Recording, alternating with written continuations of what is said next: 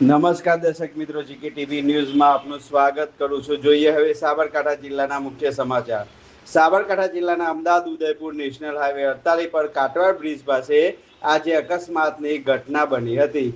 Car ભરેલું container અચાનક કાબુ ગુમાવતા બ્રિજની રોલિંગ તોડી સર્વિસ રોડ ઉપર પલટી ગયું હતું.